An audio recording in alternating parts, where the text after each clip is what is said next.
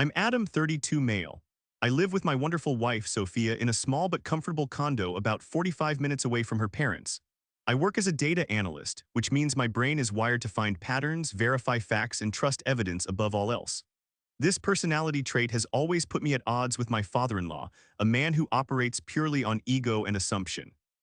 My story is about a time he decided to test my patience by orchestrating a petty act of sabotage during a family gathering, thinking he could get away with it. He didn't realize that my habit of documenting everything would turn his power play into a very expensive lesson in humility. Before this story unfolds, I'd love to connect with you. Please let me know in the comments where you're watching from and what time it is in your corner of the world. It's amazing to see how far these stories can travel. The email invitation arrived on a Tuesday, its subject line written in a cheerful, almost offensively bright font. Richard's annual summer kickoff barbecue, Sophia saw it first, her groan audible from across our open-plan living room. An invitation from her parents wasn't so much a request as it was a summons. Specifically, a summons from her father, Richard.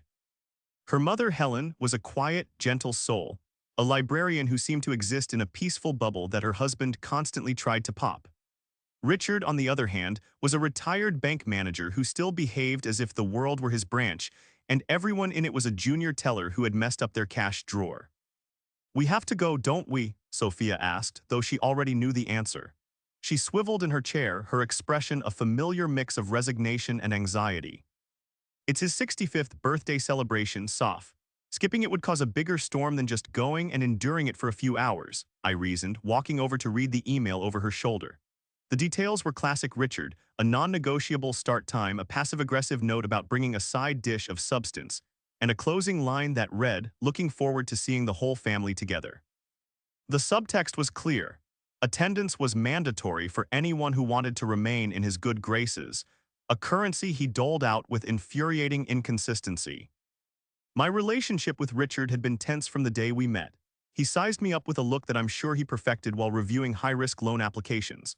I was, in his eyes, a series of unsatisfactory data points. I didn't work in finance, I didn't play golf, and I didn't laugh at his stale jokes about the economy. I was a data analyst, a job he once described as glorified spreadsheet making. He saw my quiet, methodical nature not as a sign of thoughtfulness, but as weakness. He was the kind of man who believed the loudest voice in the room always won the argument, and my refusal to engage in his verbal sparring matches seemed to only egg him on. He saw it as an easy win. The week leading up to the barbecue was filled with a low-grade dread. Sophia, a talented graphic designer, tried to distract herself with work, but I could see the tension in the set of her shoulders. She loved her mom dearly, but her father's overbearing presence cast a long shadow over every family event. "Just try to ignore him, Adam," she'd said the night before. "He just wants a reaction, don't give him one." It was sound advice, the same advice she gave me before every visit, but it was becoming increasingly difficult to follow. His provocations were becoming more pointed, his insults less veiled. The day of the party arrived bright and oppressively sunny. We made a quinoa salad, definitely a dish of substance, and got in my car for the drive. My car, a modest but well-kept sedan, was another point of contention for Richard. He drove a massive, gleaming SUV that he washed every weekend, a veritable land yacht that took up most of his two-car garage. My sensible, fuel-efficient vehicle was, to him, just another piece of evidence that I lacked ambition. As we pulled onto his street, a quiet suburban lane lined with manicured lawns, the parking situation was already becoming a problem. Cars were lined up and down both sides of the road. Richard's house was at the end of a cul-de-sac, giving him a slightly larger frontage and a wide, curved driveway. This driveway was his pride and joy. He'd had it repaved with expensive interlocking stones, and he had a rule as unbendable as gravity. No one, under any circumstances, was to park in it. Not even to drop something off. It was to remain an empty, pristine monument to his homeownership. "Looks like we're walking," I sighed, spotting an open space about 4 houses down the street. It was a perfectly legal, clearly marked parking spot on the public road. It wasn't blocking a fire hydrant, a crosswalk, or anyone's driveway entrance. It was, by all measures, an ideal and considerate place to park. "On just as you get your steps in," Sophia said, trying to lighten the mood. I pulled in, straightening the wheels perfectly. As I turned off the engine, a familiar professional habit kicked in. It was something I did almost subconsciously, a byproduct of my job where documentation is everything. I pulled out my phone. "What are you doing?" Sophia asked. "Just taking a picture," I said casually. The light looks nice. It was only half a lie. I snapped a clear, wide shot of the front of my car. The photo captured its position relative to the curb, the house across the street, and most importantly, the significant distance between my bumper and the beginning of the driveway of the house we were parked in front of. It was an instinct I'd developed to cover myself in all sorts of situations. Confirming a package delivery, documenting the condition of a rental car, or just remembering where I parked in a massive garage.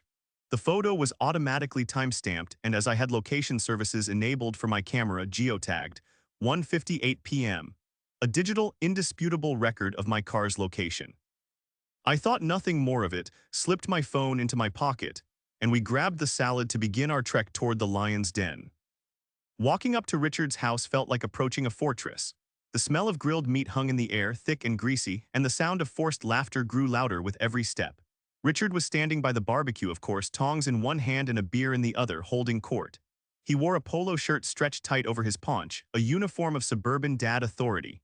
He spotted us as we navigated the clusters of relatives on the lawn. "There they are," he boomed, his voice carrying across the yard. It wasn't a warm welcome, it was an announcement, a way of marking our arrival and putting us on display. "Sophia, sweetheart, you made it, and you brought spreadsheet." I felt Sophia tense beside me. It was his new nickname for me, and he made sure to use it whenever there was an audience.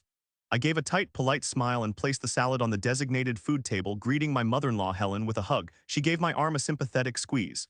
"So glad you could come," she murmured, her eyes flicking nervously toward her husband. She was a master of silent communication, her expressions conveying apologies and warnings that her voice never would. The first hour was a masterclass in endurance. I navigated conversations with distant cousins and tried to avoid Richard's gravitational pull. But he was like a heat-seeking missile programmed to find my discomfort. He'd wander over, clap me on the back a little too hard, and launch into a story designed to subtly undermine me. He talked about the stock market, punctuating his points by staring directly at me when he mentioned safe but boring investments. He recounted a story about a neighbor's son who had just been promoted to vice president at a downtown firm. A not-so-subtle comparison to my own, less glamorous career path. Sophia did her best to run interference, steering me toward conversations with her more reasonable relatives or asking me to help her get drinks. But Richard was relentless. His ultimate goal, as always, was to make me feel small, to assert his dominance as the patriarch of the family and the alpha male of the gathering. It was a pathetic display of insecurity, but it was effective in creating a deeply uncomfortable atmosphere. I was standing near the patio talking to Sophia's uncle when Richard made a show of walking toward the front of the house. He squinted, shielding his eyes with his hand as he looked down the street. "Some people just have no consideration," he said loudly to no one in particular, yet intending for everyone to hear. "Absolutely no respect for other people's property." My stomach tightened. I knew he was talking about the parking situation. From his vantage point, he couldn't possibly see my car, which was parked several houses down and around a slight bend. He was just making a general pronouncement, a blanket statement of his authority over the entire cul-de-sac. I saw Helen shoot him a warning look, which he blissfully ignored. He was enjoying himself, puffing out his chest as a few of his old cronies nodded in agreement. The afternoon wore on. I focused on Sophia, on Helen, on eating a burger that was slightly charred on the outside and undercooked in the middle, Richard's signature grilling style. I retreated into my own head, building a mental firewall against the constant provocations. I just had to make it to sunset. Around 4:30 p.m., Sophia and I decided we had fulfilled our social obligation. We'd been there for nearly 3 hours, we'd spoken to everyone, and my tolerance for passive aggression was at its absolute limit. We found Helen inside, helping to clear some plates. "We're going to head out, Mom," Sophia said, giving her a hug. "Already?" Helen asked, though her eyes said go. "Odd, escape while you can." "Yeah, we've got that thing tomorrow," I chimed in, a pre-planned excuse. We said our goodbyes, a process that involved another round of handshakes and polite smiles. The last person to see was Richard. He was back at the grill, flipping burgers with a self-satisfied smirk.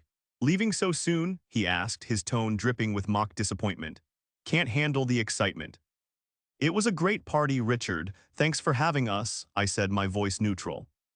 "Drive safe," he said, turning his back to us before we had even fully walked away. The dismissal was palpable.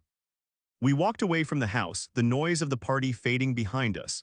The sun was starting to dip, casting long shadows across the immaculate lawns. We turned the corner onto the main stretch of the street, heading toward the spot where I had parked. We walked past the first house, the second, the third.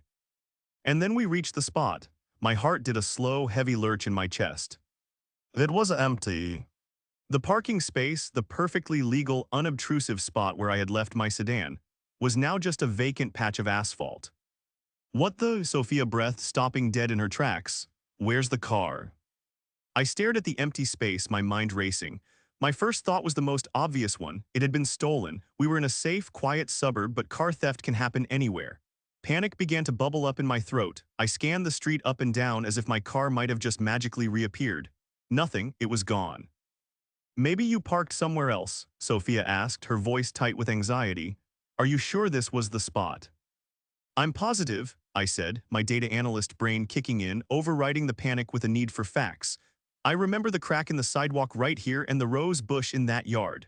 I pointed to the house we were in front of. We stood there for a moment in stunned silence. The distant sounds of Richard's party seemed to mock us, and then a cold, creeping suspicion began to form in the back of my mind. I looked back up the street toward Richard's house. I thought of his loud pronouncements about parking, his smug expression, his obsession with control. It couldn't be. It was too brazen, too malicious. But the more I thought about it, the more the pieces started to fit together into a very ugly picture. My car hadn't just disappeared. It had been deliberately removed. The initial shock quickly curdled into a frantic, confused anger. My car was gone. One moment it was there, and the next, it was a gaping hole in the suburban landscape. Sophia was already pulling out her phone, her thumb hovering over the emergency number. I'm calling the police, she declared, her voice trembling slightly. Wait, I said, putting a hand on her arm. The suspicion about Richard was now a roaring fire in my gut. A stolen car felt random, a matter of bad luck. This felt personal. Let's just think for a second. If it was stolen, they'd have broken a window, there'd be glass, there's nothing here. The pavement was clean. So what then? It just grew legs and walked away. She shot back, the stress making her sharp. No, I said, my eyes still fixed on the empty space. Someone would have had to have it moved, towed. As the word left my mouth, it hung in the air with a terrible weight. In this neighborhood, on this street, during this party, there was only one person with the audacity and the motivation to have a car towed for a perceived slight. Richard. The thought was so outrageous, so profoundly petty, that part of me couldn't accept it. He wouldn't do that to his daughter's husband. He wouldn't strand us here, turning a family obligation into a nightmare. Would he? My phone buzzed in my pocket, a jarring interruption to our silent crisis. I pulled it out, expecting a text or a news alert, but the number on the screen was one I didn't recognize, an odd local prefix. A flicker of hope ignited. Maybe it was the police already on the case. I answered, putting the phone on speaker so Sophia could hear. Hello. Yes, is this Adam? A bored, gravelly voice on the other end asked. Yes, this is he. This is Mike from A1 Priority Towing. We've got a vehicle registered to you, a gray sedan. It was towed from a private street at the request of the property owner. Sophia's face went pale. My suspicion had just been confirmed in the most banal, bureaucratic way possible. It wasn't theft. It was an act of war. I'm sorry, can you repeat that? I asked, needing to hear it again to fully process the malice behind it. You towed my car. That's right, Mike from A1 said, with the tired apathy of a man who delivers bad news for a living.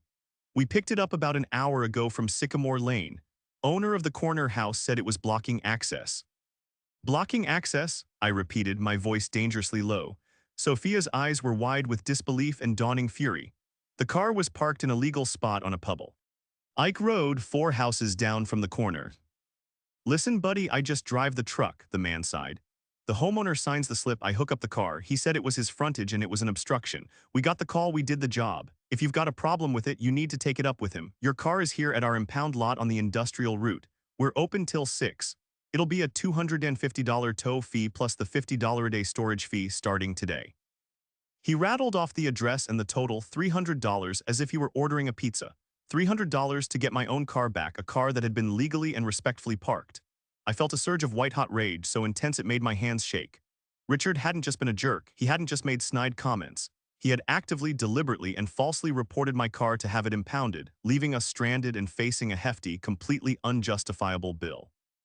He had weaponized a tow truck to punish me for a non-existent offense.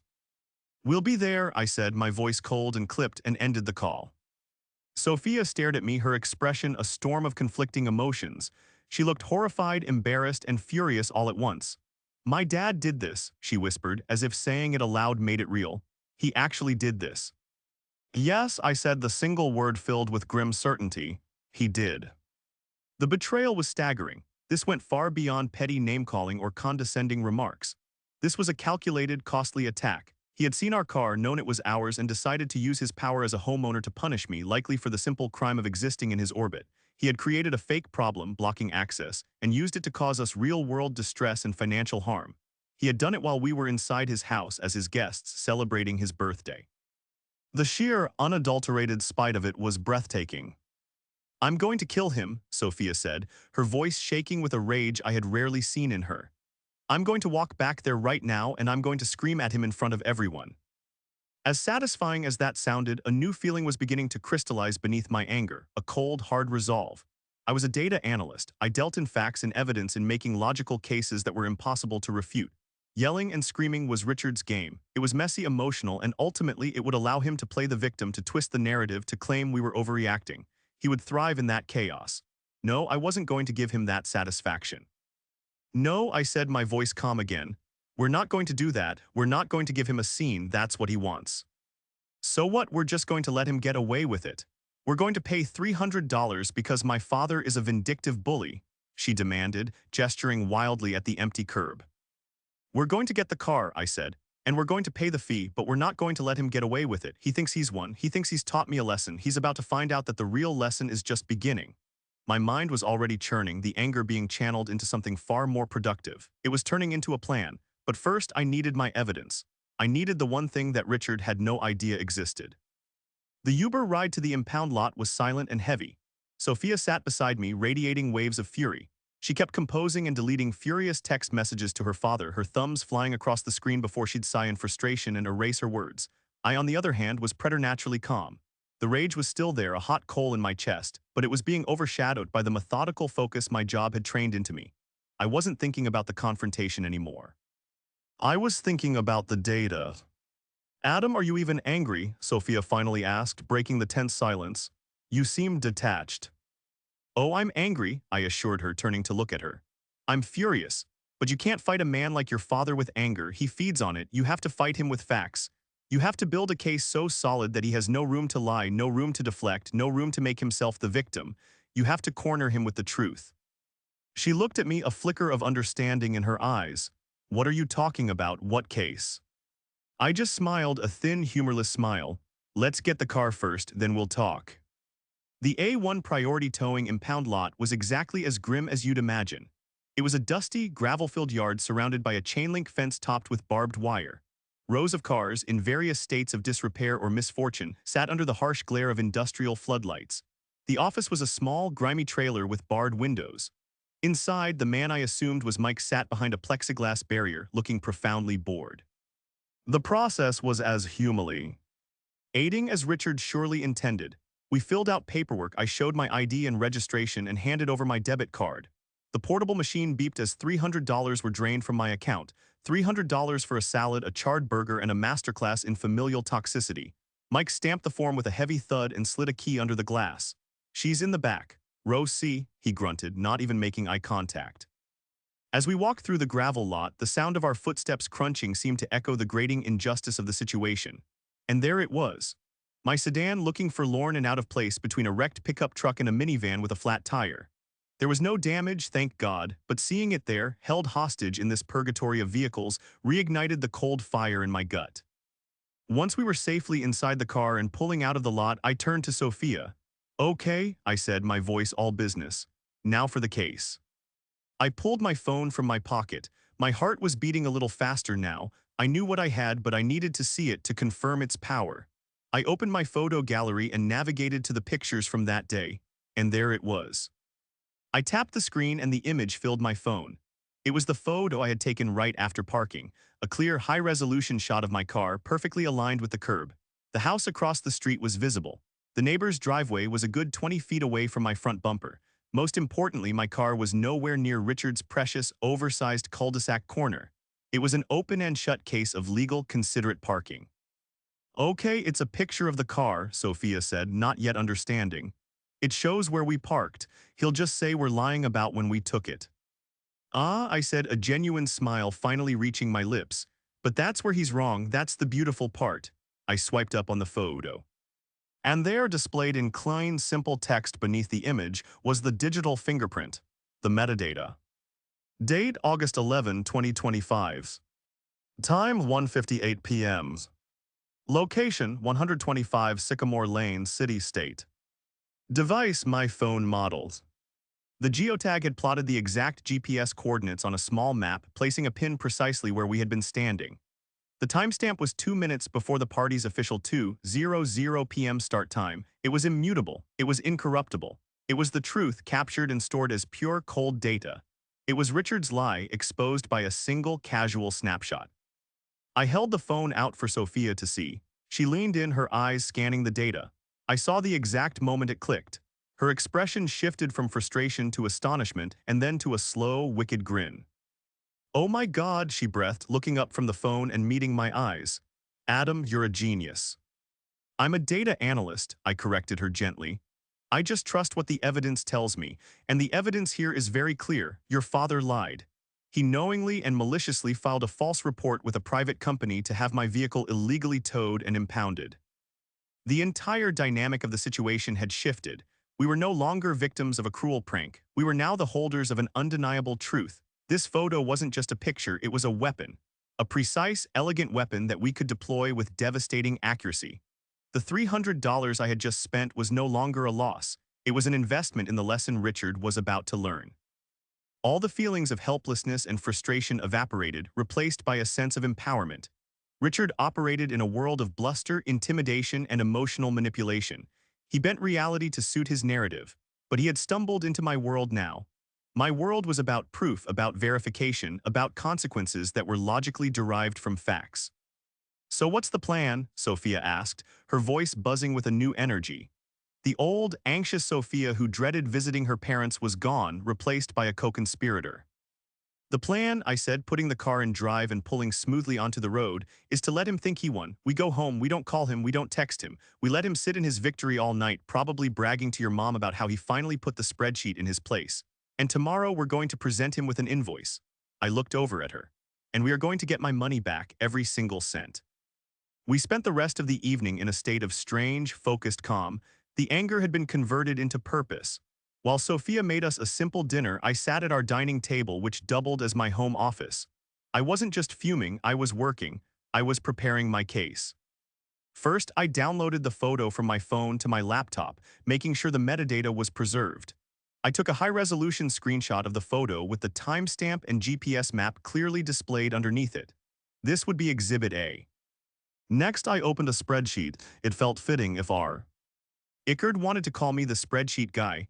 I was going to show him just how powerful a well-organized spreadsheet could be. I created a document that looked less like a personal grievance and more like a formal invoice for services rendered and damages incurred.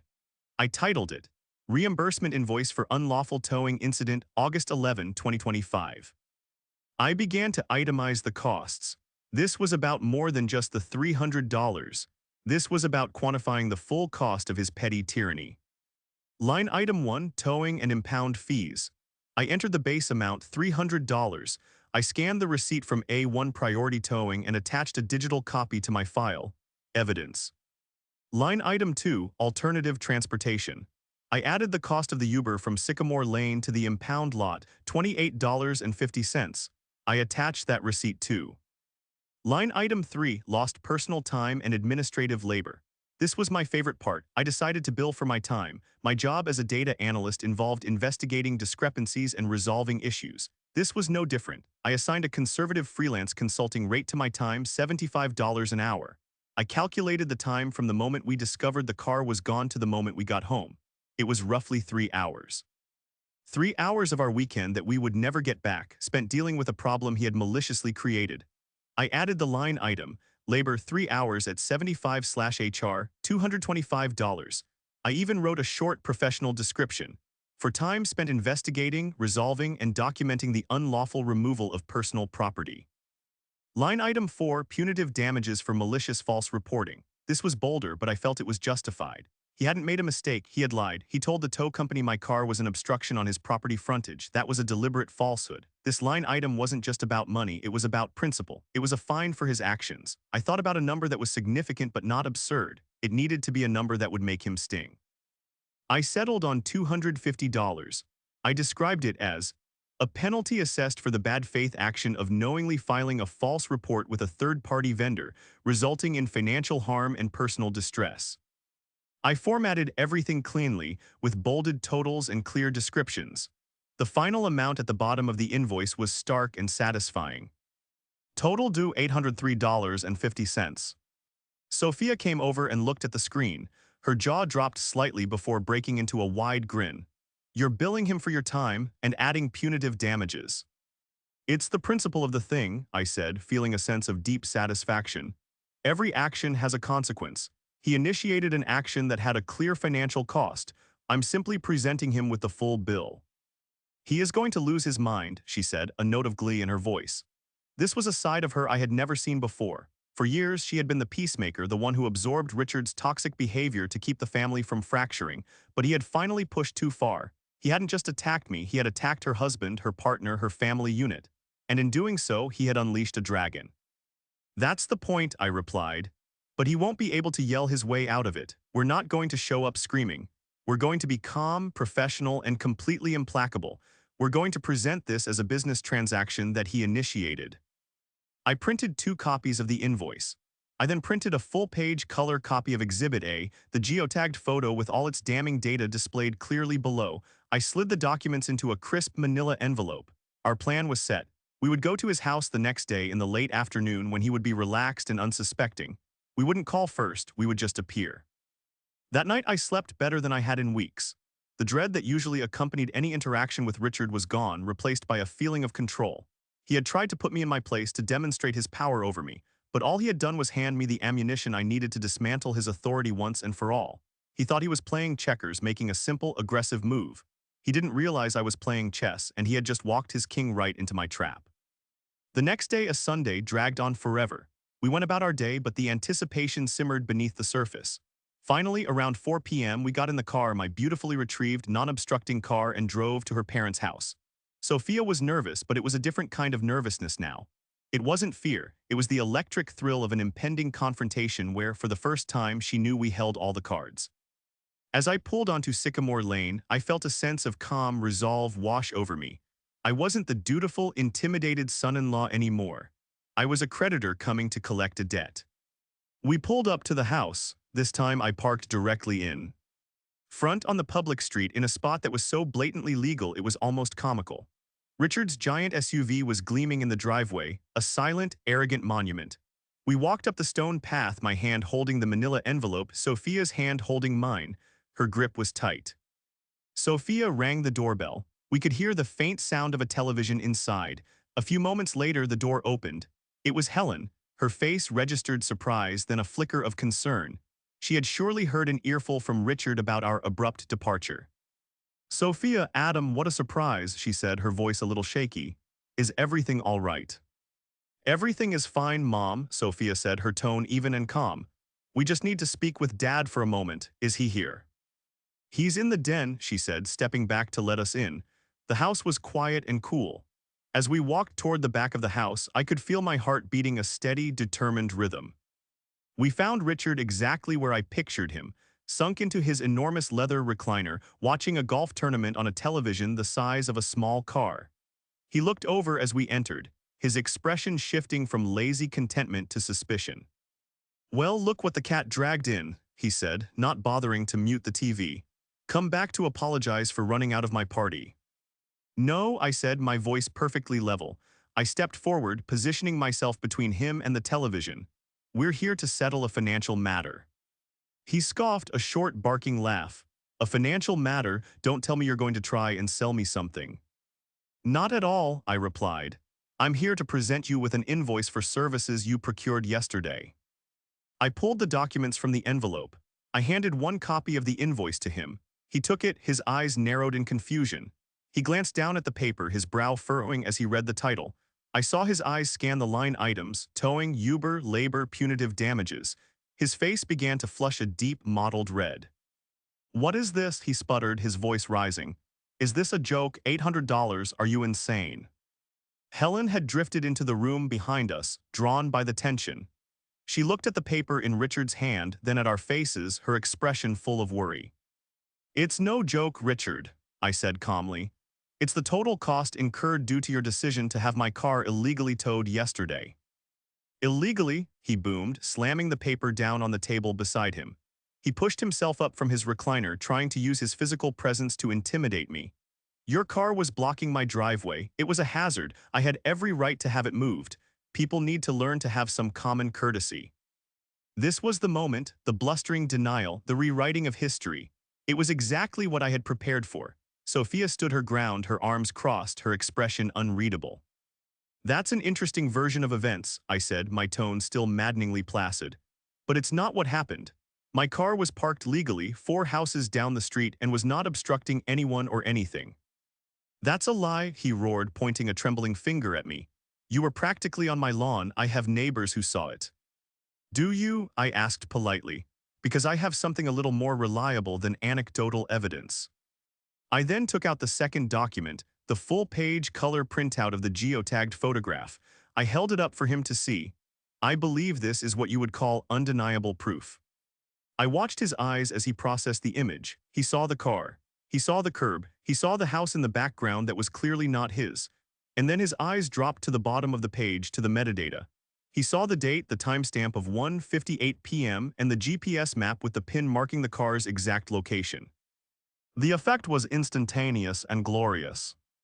All the air went out of him. The righteous anger, the blustering defense, it all vanished in a puff of smoke. The mottled red of his face drained away, leaving behind a pale, sallow gray. He stared at the photograph, his mouth slightly agape. He looked from the picture to my face and back again. The gears in his mind were grinding, searching for an escape route, an excuse, a lie. But there was none. He was trapped. The data had him cornered. Helen stepped forward and took the page from my hand. She looked at it, her librarian's eyes quickly absorbing the information. I saw her shoulders slump, a deep, weary sigh escaping her lips. It was the sigh of a woman who was not surprised, only profoundly disappointed. Richard, she said, her voice quiet but firm. You told me his car was blocking the driveway. You told me you had no choice. Richard couldn't meet her eyes. He couldn't meet mine. He just stared at the floor, his bravado completely shattered. He had been caught in a lie so absolute, so thoroughly documented, that there was nothing left for him to do. He had been beaten at his own game of manipulation, not with emotion but with cold, hard facts. The total is $803.50, I said, breaking the thick silence. I'll accept a personal check or a direct bank transfer. The details are on the invoice. The silence in Richard's den was heavier than anything I had ever experienced.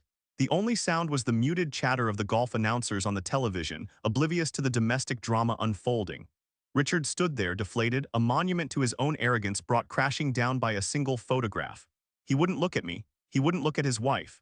He just stared at his expensive rug as if the answers were woven into its fibers.